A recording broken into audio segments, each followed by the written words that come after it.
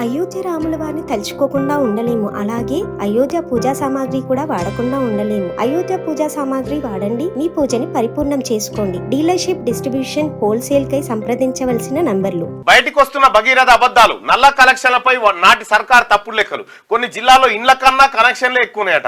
పాత బోర్ల నీటిని భగీరథ ఖాతాలోనే వేసిండ్రు. పాత బావులు, బోర్ల మోటార్లకు ఒక్కో జిల్లాలో ప్రతి నెల 80 లక్షల నుంచి 2 కోట్ల దాకా బిల్లులు. రాష్ట్ర ప్రభుత్వ క్షేత్రస్థాయి సర్వేలో తేలిన నిజాలు.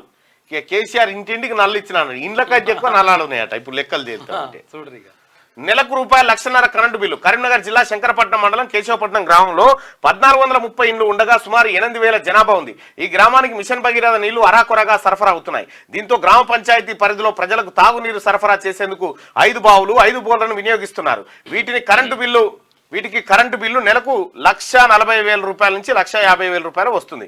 దీంతో గ్రామ పంచాయతీకి వచ్చే 15వ ఫైనాన్స్ నిధుల్లో 20% పైగా కరెంటు బిల్లులకే వెచ్చించాల్సి వస్తా ఉందట. నెలకు ₹1,50,000 కరెంటు బిల్లు అట. ఇటుకి నా భగీరథ నీళ్ళు వచ్చిన తర్వాత రాష్ట్రంలో మిషన్ భగీరథ కింద 100కు 100% ఇళ్లకు నల్లా కలెక్షన్ ఇచ్చామని, ప్రతి ఇంటికి భగీరథ నీళ్లు అందుతున్నాయని అప్పట్లో కేంద్రానికి ఇచ్చిన నివేదికలు బీఆర్ఎస్ ప్రభుత్వ పెద్దలు చెప్పుకున్న గొప్పలని ఇప్పుడు తప్పులుగా తేలుతున్నాయి. ఇంట్లోకి వచ్చే నల్లా నీళ్ళని మిషన్ భగీరథ నీళ్లు కావని, బావులు, బోర్ల నుంచి పంపింగ్ అవుతున్న నీళ్లను కూడా భగీరథ ఖాతాలో కలిపేశారనే సంగతి మోటార్ల కరెంటు బిల్లులు చెప్తా ఉన్నాయట. ఇది కేసీఆర్ కథ.